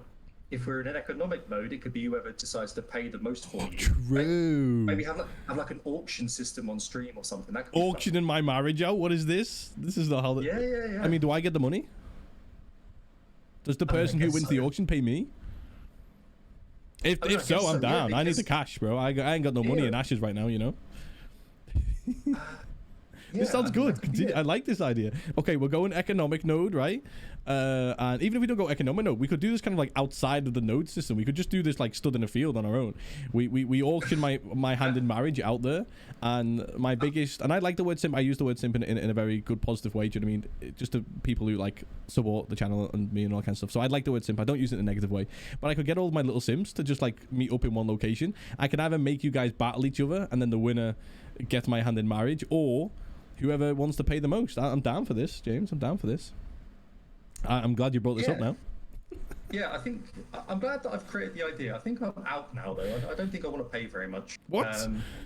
Okay, would you rather fight for my hand in marriage in the game or pay for it? Probably pay for it. I'm not sure if you're worth the black eye, really. You're saying that you can't beat the likes of Nick and Ashboy and Andy Candy and all these guys in 1v1 duels? Although to be fair, I am planning to be a fighter because I want to dual wield. I've got this thing at the moment where I just really want to dual wielding games. Just because I think it's very cool. Fair enough. Like Monster Hunter World dual wielding is some of my favorite. It's amazing. So exactly what class did you say you were? What's the final class that you said you were gonna look forward to? Let me just find it in quickly because I haven't memorized all the class names. But it's the Fighter Rogue, is what I'm thinking about the most, which would become a Shadow Blade. See, that's quite cool, isn't it, as well? It sounds cool straight away. It's just the name's good enough, you know what I mean? Yeah. Basically a dual wielding fighter who can stealth. That would be nice. I'll pick all the locks and everything. That's always fun. I've got I'm gonna let Nick go and find out the answer to this himself, but just through the name of the class, I know which one Nick should be. Nick should be a rogue ranger, right? The name alone is exactly why he should be that class. Right, so no, like I said, so when it comes to classes and stuff, Yeah, like I said, like just for the name alone, we have to see how these pan out and stuff. But the Strider class, I'm all over this. Lord of the Rings fan, I'm in the. But some of these classes, and we've mentioned this in the past as well, sound so good. Like, do you know what I mean? Like Brood Warden, what does that even mean? Shadow Lord, do you know what I mean? Spellmancer, like Wild Blade. Wild Blade sounds like that could be pretty good. Do you know what I mean? There's just so many good sounding classes. Do you know what I mean? I cannot wait. I think even if Intrepid can't pull off everything that they've planned, I still have. We got over this a lot today, and I still have got a lot of confidence because of the reasons I've said before. But just the creativity and the innovation and everything that they're showing and they're wanting to implement is what I think is why it's captivated so many people, and why it's captivated an MMO population that are just so cynical and, you know, it could be very toxic and they're just never happy with anything. And yet Ashes has created this excitement, and I think the creativity that has been shown with all the philosophy and with the systems, with the classes. I mean, just down to the class names. Okay, they're not all perfect, but you have asked somebody to come up with 64 names of classes, right? Some of them aren't going to be great. Some of them are going to be fantastic, and there are going to be some in the middle. But the vast majority of these, they sound like you want to play them. Yeah. You know, you want to be a Shadow Blade. You know, you want to be a Soul Weaver. You want to be a Wild Blade. You know, a Night Shield. These, I think it's going to have something for everybody, even though it's going to be a very hardcore MMO, or it's supposed to be a hardcore MMO. Yeah. I still think it's going to be very accessible for, as we've discussed, the roleplay community. I think there's going to be a lot there for them. It doesn't just have to be people that like to do world PvP and raid at the same time. There's going to be a huge amount of people that do, and that's going to be great. But I really think that this is going to be just something that creates the proper sandbox that people can do what they want to a degree. And that's why it's captivated so many people. And that's why I think everyone's talking about it.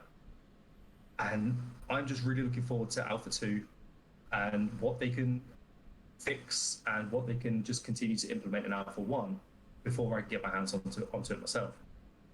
Yeah, no, exactly. And you know, one thing I really like from I think they all say it. So like Steven's not the only one. Obviously Margaret and then a couple of the other guys who and girls who are on the development podcast. I like the way they continuously say this game will not be for everyone. I think too many games out there are 100%. What's the right? Oh, apparently James, just you won the poll. I should marry you. Apparently you've won. So that's in there. I got that for free, by the way, guys. True. I mean, we'll sort that out later. Right? You got 2 years, yeah. We might, I might give my hand in marriage to somebody else. Yeah, start saving now. Yeah. So, but I like the way that, like, listen, we're gonna make the game how we think it's gonna be. We're gonna design it how we think the game should be designed. And you know what? Some people won't like it, but you know what? For all the people who do like it, hopefully they're gonna absolutely love it. Too many games out there try and please everybody, and that's where I think they failed. Do you know what I mean? You can't. Don't get me wrong. Ashes is a very what's the right word? Broad project? Is broad a big enough word? It just wants to do so many different things, but it wants to do them like their way. Like when they've already said, flying mounts, for example. Now, people in World of Warcraft, I don't play the game too much, but if I ever turn on an Asmongold stream, he's there with his flying mount, and so is thousands of other people with their flying mounts. They love it. But they've already said, listen, we don't want everybody to have flying mounts, and there's gonna be like 10 per server, right, at any one time. Even that, like, some people are gonna be like, no, I love my flying mount, no way. But then at the same time, it also creates something else. Can you or will you ever be one of the 10? It can only, if there's 10,000 people in your server, the only 10, which is like what, 0.01 or something % of the people will at any one time will ever have a flying mount. This now creates something that you could, your whole end game could be, I want a flying mount. Don't get rid of them. Don't show that off. Don't show that off. So yeah, like I agree. I have a huge agreement with that, and I think that Stephen reiterates a lot the fact that it's his company, it's his money. He's not pandering to shareholders. He's not pandering to investors. He can basically do what he wants to a degree. Again, he still needs to be successful, but he can, he is in charge. He doesn't have his obligation to make his shareholders money. And yeah, I completely agree. And again, I think this is another reason why Stephen himself and Margaret and just the whole game in general is being so well received is that honesty that you said, and it is that just outright says, do not buy our alpha. Don't buy it if you're expecting to just play a game. I mean, I can't really see. Okay, Blizzard's whatever, leave them be. But it is that, and it is. This game isn't going to be for everyone. You said a few times, it's not a game that gives participation trophies to everybody. True. You have to work. You have to work to earn the good stuff, and you might not even ever have all the best stuff. You might not ever fly, but the rarity of seeing somebody with the flying mounts is what makes it special. And there isn't enough of that nowadays, because everyone is just only about making as much money as possible. So you do have to cater to everybody in every possible way. And this game is not about making as much profit as possible. It is literally an MMO fan who's played a lot of MMOs for a long time, hardcore ones, got a lot of money, and then decided he's going to make the best one he possibly can. And that is one thing that resonates so well with everybody. And it is another reason why I think it will succeed for this reason as well. I mean, it might not come out exactly the same way as it's been marketed so far, but that's fine. As I've said, if it comes out 75%, but that 75% works and is great, and then you start adding more future content like the sea battles, the sea stuff, other things in the future, then you know what? Brilliant. I think people will be very happy with that. If they have a smooth launch and they continue with this honesty and they continue with what actually is gamers creating games for gamers and not just marketing spiel and not just trying to convince people that they're marketers, but they actually sit at the only games they play are playing Candy Crush while they're sat on the toilet. It's not like that. And I think that's what has created this buzz. And I'm very excited for what's going to happen. I really am. No, absolutely. And listen, in general, there's just so many things like we can talk about. I could probably sit here, I think, for like 6 hours, and just waffle on about so many things. You know what I mean? But I'm like you. Like I'm happy to be as patient as possible. I've been waiting since 2017 anyway, since that first. I think it was a lazy peon video in like I think it was 2017, maybe January or something, and it was future 10 upcoming MMOs, and like Ashes was just one of the 10. And honestly, out of all the, I can't even remember the other 9, but and it was just a node system. When there wasn't a lot of information in the video. It was just basically one of the biggest things is this node system. You know, you can build it up yourself, work on it as like a server or as a group of people. I was just like, whoa. And then I was thinking back in all the MMOs I've ever played, and even that one little tiny idea, I was just like, I can't think of another MMO where you actually get to physically shape the world yourself, like really. Do you know what I mean? I couldn't think of one. I was just like, oh, okay, I now want to find out more. Do you know what I mean? And it's also as well the whole Steven thing, like funding this and stuff. It's kind of like everybody's dream, isn't it? So it doesn't matter what you're into. It doesn't matter if you're into gaming or if you're into like football or whatever. If you like, say, if you were just like really, really rich one day, or if you like won the lottery or something, that's kind of everyone's dream, isn't it? You would go and like buy into your local football club and like build them up. Do you know what I mean? Or if you're obviously a gamer, you would fund your game. Do you know what I mean? To be like. What it's all going to be. How many games out there that go into alpha or beta phases or whatever do you get to see the actual developers, the actual people who work for the game, even the owner of the company? How many times do you actually get like okay, who's the owner of Blizzard? Who's the main man at Blizzard? Oh, it's Bobby Kotick. Right. All right. Who's the main man at Elder Scrolls Online? Oh, no idea. Who's the main owner of Final? I don't have any of these answers, by the way. I'm just in general. Who's the main owner of Final Fantasy? Is it 14? Yeah, I don't know. But you say to anybody who's spent more than 2 minutes watching a Twitch stream or a YouTube video, you say to anybody, who's the owner or who leads, if you like, Ashes Creation? They all know, because like, do you know what I mean? Like they all know. It's like it's such public knowledge. He's on all of like the streams and stuff. All the dev streams and everything. It's just such public knowledge, and to to get the actual answers directly from the people who make the game, not just Steven, but the other people as well, the people who make the game, like on their dev streams and when they jump into other people's like podcasts and streams and talk shows or whatever, to get the actual answers from the actual people, not like a spokesperson. Like a lot of games have like these media spokespeople, do you know what I mean? Where like, oh, we've got your questions. Okay, so I spoke to the dev and he said this. Did he say that, or did he say, right, listen, this is not great, but I'll tell you what, give the viewers, give the players, if you like, this answer instead, because this is what they want to hear. Well, you get the direct answer from the direct people, and on a lot of the occasions, like live, like when they do AMAs and stuff, to the best of my knowledge, they don't really get a lot of those questions prepped, like in massively in advance. They might see the questions, you know, half an hour or an hour before they go live or whatever, but they don't have like a week to prep the answers that we all want to hear to get us excited. They just kind of like, you know, they just like, okay, that's the question, all right, well, here's the answer. And I like that. Like, I like the way like the development of this is just like so like open, do you know what I mean? And like, yeah, exactly.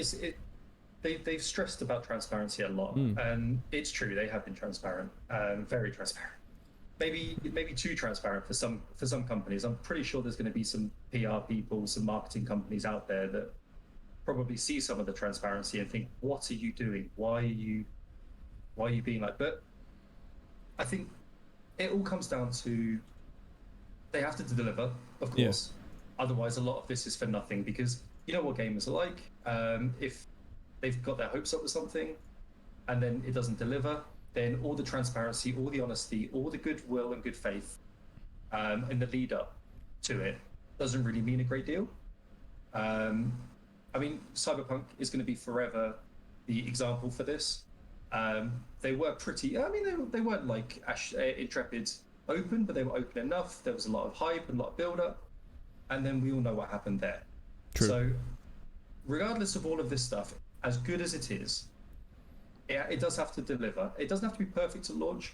I think it has to be 98% perfect at launch. Because first impressions, even though there's going to be this Alpha 1, 2, Beta 1 and 2. Yeah. Yeah. So, one moment. Oh, James is getting some live odds for his work. No, sorry. That was just the loudest noise ever. I didn't hear anything. That was weird. Yeah, my dog's going crazy. I think it's all right. You can go check on the dog if you want. Like, it sounded like banging on my front door, like really loud. But I'm hoping it's just the missus making some bread or something. When who makes bread? That's loud. Like that's just dead loud. Well, no, like bashing it. You know, you got to knead it, and you got to bash it, and you got to throw it around. I'm hoping that's what it is, and there's no one trying to bang my door down. So anyway, they've got to deliver. And like we've said, again, for the reasons why, they've first impressions. That's what we were talking about. First impressions. So we've had Alpha 1, non-NDA. We've got 2. We've got Beta 1. We've got Beta 2. That's a lot of impressions. But launch day is when everything is going to be. It has to be the best first impression for the launch day. Still, even though we've had years of footage and years of people playing it, that's when your progression is going to start and it's going to continue indefinitely. Yeah. So that has to be spot on, and they have to deliver on that. And for the reasons why we've spoken about earlier on, about the way that they're developing it now, where they're doing all the back-end stuff now, the networking, all the coding, all of that engineering side of things now, and then adding the content later. This is what gives me the confidence that launch is actually going to go very well. Yeah, I don't imagine that on launch day in whatever 2 years time. Do you remember Classic WoW when we tried to get in, and stupidly, my fault, I picked one of the highest populated servers and there was like a 25,000 man queue. This is how bad it was, right? So let's say if I was working till say 5:30, right, and I was planning on going live at say 6:30, I would team viewer from my works PC to my home PC and enter the World of Warcraft Classic queue at about 1 p.m. and then just leave it running, and almost perfectly by the time I got home, so 6:30, boom, we could get in.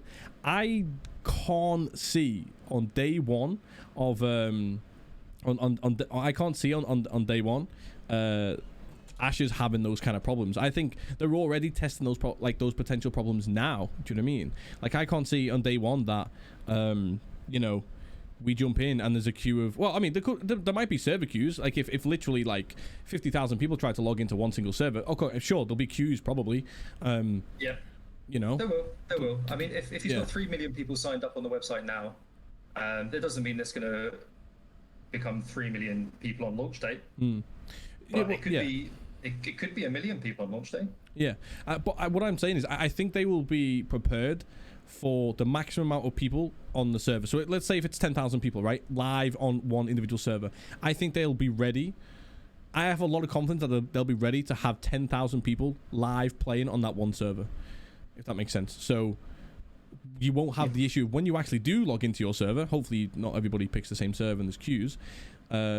It won't crash and you won't get kicked out and then have to re-enter a queue or anything. I have enough confidence because, like you said, because they're testing it now in 2021. They're testing this stuff now. There's surely no way in another 2 years' time, if that's how long it is before the game comes out, that they then have these server issues on day one. I can't picture that, so I think that'll run well. The only thing I want to see, which we won't know until we get to like beta 2 maybe, and it's more of a content test. The only thing I don't know is how not intrigued, how involved all of the players will feel in the storyline. Do you know what I mean? Like, so you play so like Guild Wars 1 or, for example, Lord of the Rings Online, these have like clear stories and you feel a part of that story. You're the main is it protagonist, whatever the word is. You're the main guy, right? Obviously in Ashes you might not be the main guy. So far, because we've not had the chance to play that part of the content and test that part of the content, I don't know how intrigued people are going to be in it yet.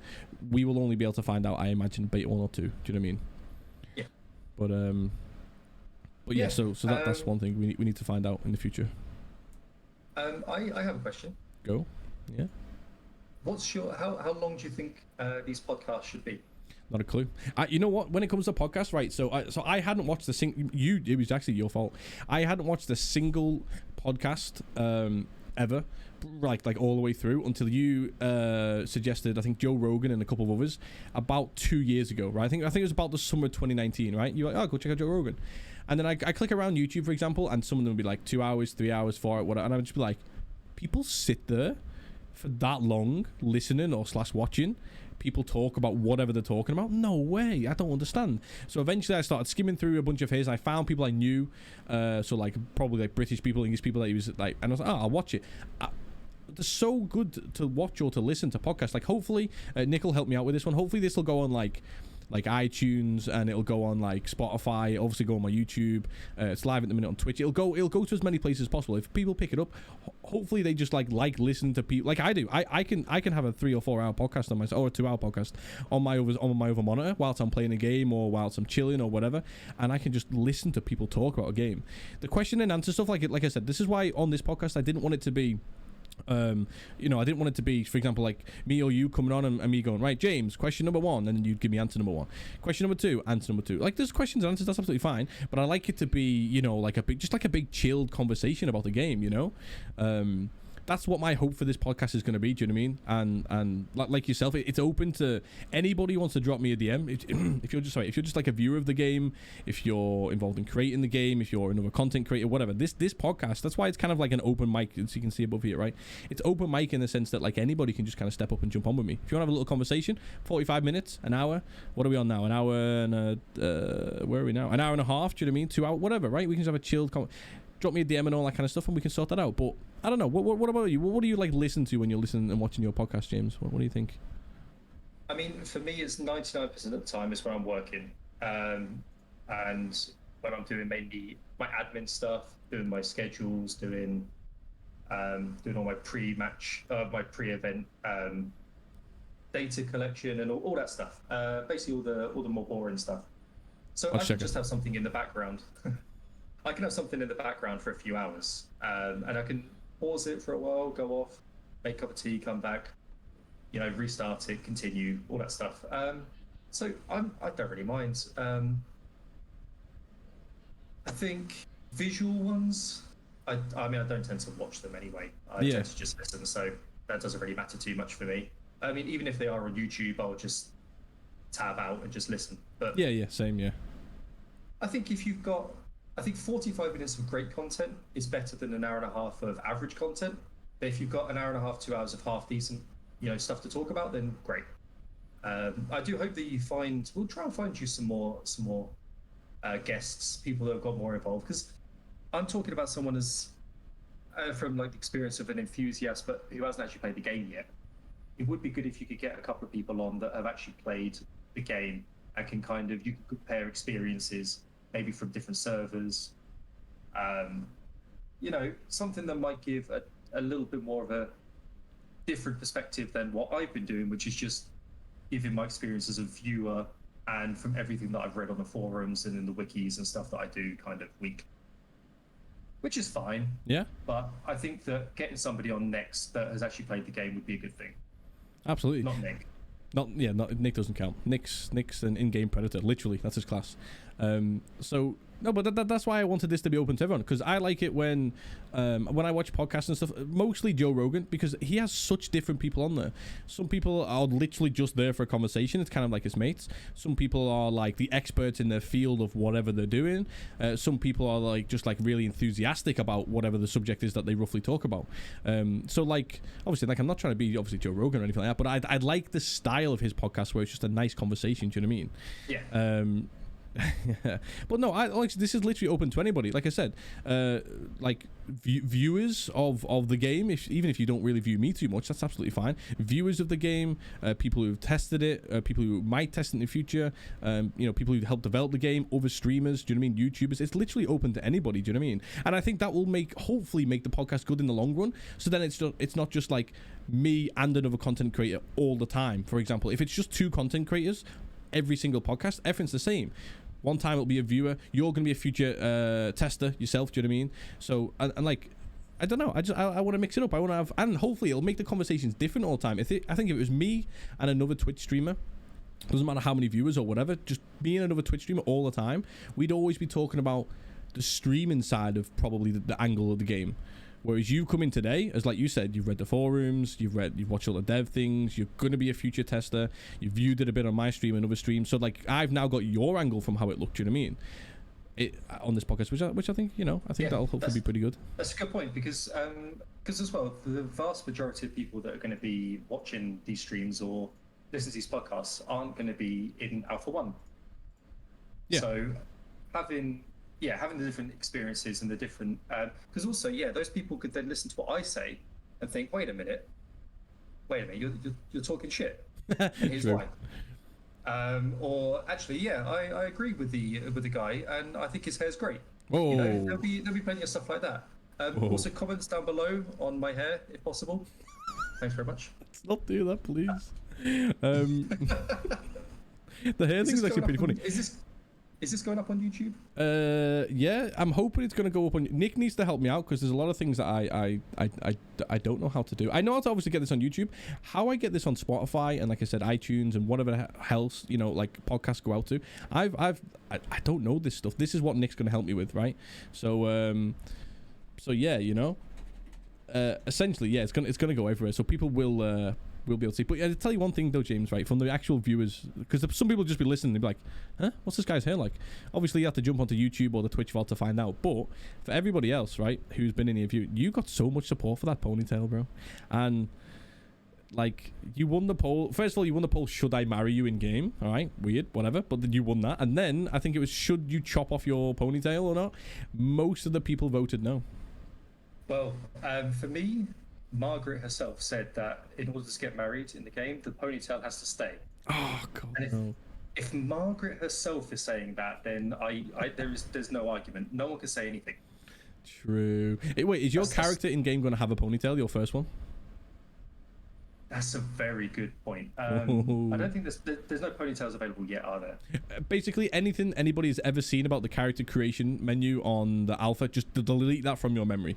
It's not even going to be like that. Yeah. Do you know what I mean? It's not even close. It's supposed to be like Black Desert Online. I've watched a couple of YouTube videos on, because I've never played it, on the character creation, and that is ridiculous. You can change so much. It's just so crazy. So, yeah, anything you've seen so far, delete that from your memory. Okay, cool. Well, I'm certain there'll be ponytail options, and I think I will. Maybe. Ooh, I wonder if there's going to be like a barber shop or anything like that in the game. I haven't actually looked at that. We should have a weekly duel, right? Me and you, James, a weekly PvP duel, and the winner gets to decide the other person's haircut for the next week. Yes. Yes. Please don't make me have a ponytail. Oh, that's what you're having first. I'm sorry. Oh no, sounds so bad. See, this is what I'm looking forward to. It's not about raiding. I'm not even bothered about raiding. It's just making this silly 12-year-old content. That's what I want to make. It's just kind of stupid shit is going to be what's going to be fun for me at end game or middle game, early game, first day. We'll have a duel. First day, like level 1 duel. Yeah, first day, why not? Okay. Oh no, that means I'm gonna have to change my hairstyle to a ponytail. So I'll probably lose on day 1. I don't know. Actually, wait. If you play anything like you did on your mage in classic, I'll be fine. I mean, you were a paladin that decided that you didn't know how to heal, or you didn't want to heal.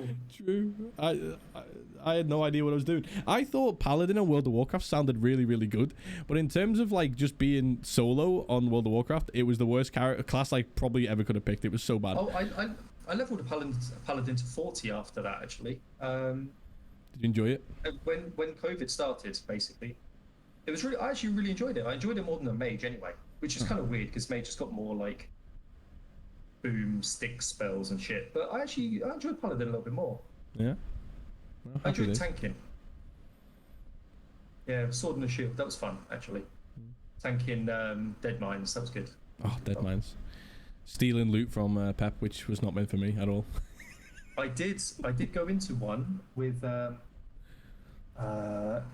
paladin, and someone did ninja.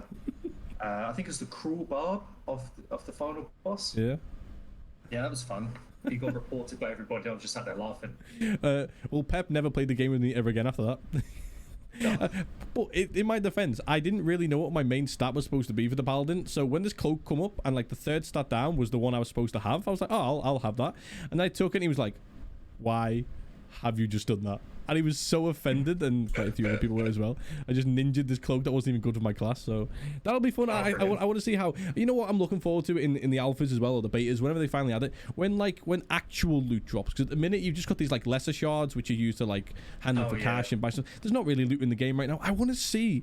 I used to love Guild Wars 1 loot, right? So did you ever play Guild Wars 1? No, I didn't. Guild Wars 1 loot was the greatest, and I know it's not going to be like this because Steven's already confirmed it's not, but this was the greatest. You would kill a mob or a boss or whatever, and then all of the items that would drop would physically drop in the air, like spiral up and then drop, so you could physically see this sword or this like breastplate or this potion or whatever it is, right? Yeah. You physically, I was like, oh my god, here's all these great items that I've won. I know that's not going to be how it's going to be in Ashes, which is a shame because I really do like that. Although there would be thousands of items all over the place, so it would probably, pretty messy. Guild Wars was instanced, so so it's not going to be like that. But I want to see physical loot. I want to kill something in a dungeon and get this random piece of blue chest armor, which I know it's only an alpha and stuff, but I want to see that. Do you know what I mean? I want to see more loot than just lesser shards. So that's going to be interesting. Hopefully, in the next couple of weeks or months. Yeah, hopefully. That could be an Alpha 2 thing. That'd be nice. Or at the very least, I think they said that a lot of the time it's going to be dropping materials, and then you have to get them crafted or craft it yourself into actual armor or weapons, which is fine. I mean, that'd be fine too. Rather than just getting. I mean, I think there is a chance for like a fully made like sword or breastplate or something to drop as well. I think it's more likely to just be materials you have to get crafted, which is fine. I mean, it keeps the world going, and I'm good for that. It does. You have to admit, though, it's really exciting when you click whatever the game is, when you click that sort of like loot menu or whatever on the mob, and then boom, there's your big blue or purple or green eye, and you're like, oh, that's the one I came for. We got it. So I've played a lot of Destiny and Destiny 2, and it's a looter shooter, and some Division 2 as well, because I do like loot. I like it being. Oh, and Diablo 3 as well was great fun for that.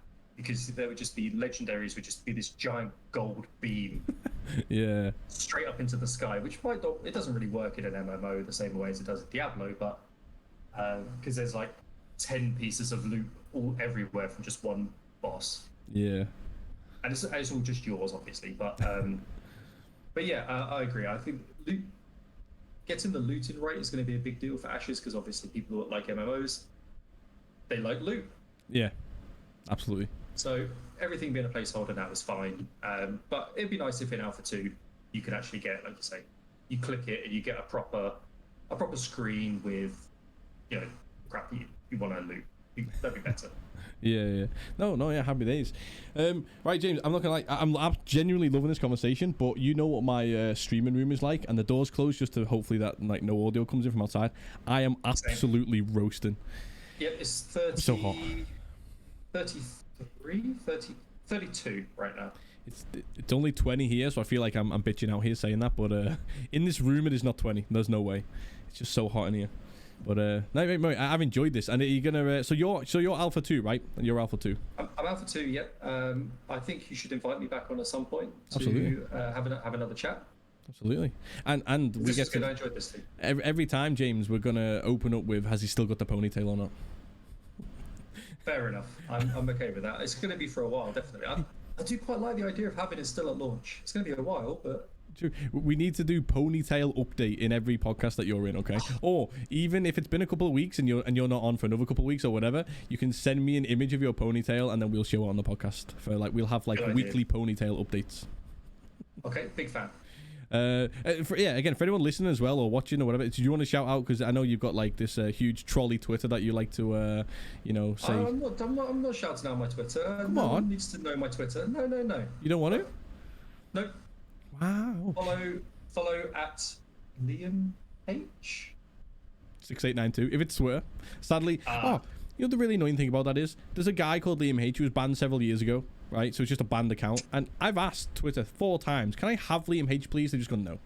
So I'm not famous enough to get my own username, which is really sad. But yeah. So okay. So no Twitter shout outs then. What about your famous Twitch stream? I would just say, if you're watching this on YouTube or on iTunes, just leave a comment below about my hair. That's okay. all. I mean, I don't need a shout out about my theme hospital streams that were #1 in Europe. Just my hair, please. Thank you. Just the hair. Okay. Well, James, listen, I massively appreciate you being on. #1 guest. Do you feel good? I do. Thank you very much for inviting me. This was a lot of fun. I love talking about Ashes, and yeah, I'm looking forward to seeing your streams, and hopefully the quests are unbugged and you can get through to level 12, level 15. Fingers crossed. And then we can see some sieges. That's what I'm looking forward to that as well. Apparently, you can't leave comments on iTunes. I'm pretty sure you can. I'm pretty sure I saw some earlier. There was another podcast I saw had like 95 5-stars and some comments. Pretty sure. I see. Okay, so for anyone who's made it to the end of this podcast, leave like on whatever platform you're listening to, leave a rating, like 5 stars, hopefully, right? But then in your comment of the 5 stars, comment on James Fenn's ponytail if you're able to see it. Okay. That's content 1 star, hair 5 star. Wow. I blame the guest if it's 1 star then. Yeah.